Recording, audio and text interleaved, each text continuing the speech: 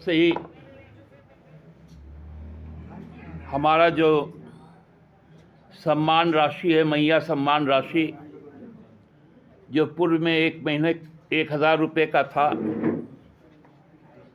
उसको हम 2,500 रुपये कर देंगे। दिसंबर में ही आप लोगों ने देखा होगा कि क्योंकि बैंक का एक प्रोसेस होता है, उसके अकाउंट में जाना है, तो पहले तो कुछ टेक्निकल एरर आ रहा था, लेकिन फिर उसको टेस्ट करके देखा गया। पूरे राज्य में एक सैंपलिंग के तौर पे 2,500 रुपये गए, लेकिन सभी खातों में नहीं गए थे। अब वो सब अपडेट हो गया है। देश में पहली बार कोई सरकार इतनी बड़ी संख्या में 56 लाख, लगभग 2 करोड़ की जो महिला आबादी है, उसमें 1/4 से भी ज़्यादा महिला सशक्तिकरण, इतनी बड़ी संख्या देश में कहीं नहीं है जनसंख्या के अनुपात में। यहाँ की जनसंख्या बड़ी है, चाहे वो मध्य प्रदेश हो, महाराष्ट्र हो, लेकिन लगभग 27-28% आबादी को आर्थिक सशक्तिकरण का काम कोई सरकार नहीं करती है। एकमात्र हेमंत सोरेन जी की सरकार करने जा रही है।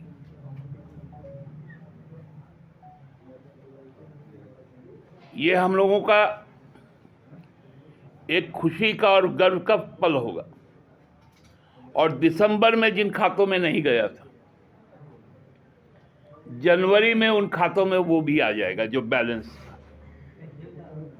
जिनमें चल गया था उसमें तो 2,500 रुपये ही आएंगे, लेकिन जिन खातों में नहीं गया था उसमें अब एक साथ 5,00,000 रुपये आएंगे। ये एक बहुत बड़ा नज़ारा होगा। और ये जो लगातार उपलब्धियां अब शुरू होंगी, अब भारतीय जनता पार्टी को इस बात का जवाब देना पड़ेगा कि क्यों नहीं वो भारत सरकार पर दबाव बनाए और पूरे देश में, जिसमें हमारा प्रदेश भी शामिल हो, ये 2,500 रुपये के अतिरिक्त 2,100 रुपये गोगो दीदी योजना भी लागू करवाए।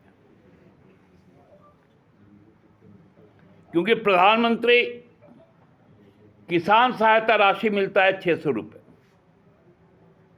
6,000 रुपये।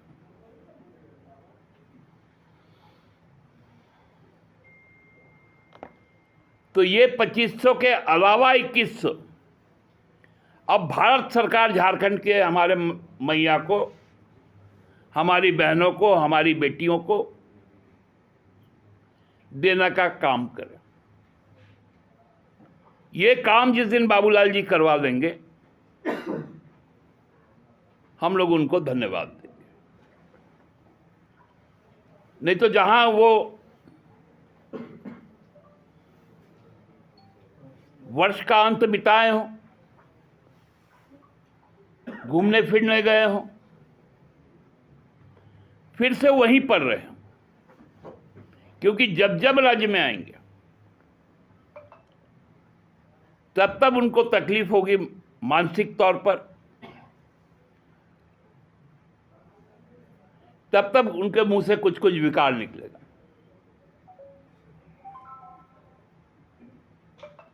यह राज्य बहुत तेजी से अपने लक्ष्य की ओर जाएगा। बहुत सारी सरकारी नियुक्तियां इस वर्ष हो जाएंगी। लेकिन पेंच लगाना अब बंद हो। सभी युवाओं से मेरा साल के शुरुआत में ही आग्रह है कि आप भारतीय जनता पार्टी के कुचक्कर में ना फंसे और हर बात को लेकर न्यायालय ना जाए। ठोस पुख्ता सबूत हो तो निश्चित तौर पे राज्य सरकार को अवगत करो। राज्य सरकार आपके हर शंकाओं का निवारण करेगी समयबद्ध तरीके से। लेकिन नियुक्तियां प्रक्रिया को अब शीघ्र चालू होने दें,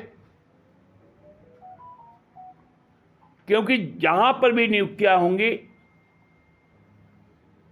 वहां हम पूरे तरीके से प्रतिबद्ध है कि हमारे स्थानीय युवक ही उसमें नियुक्त होंगे।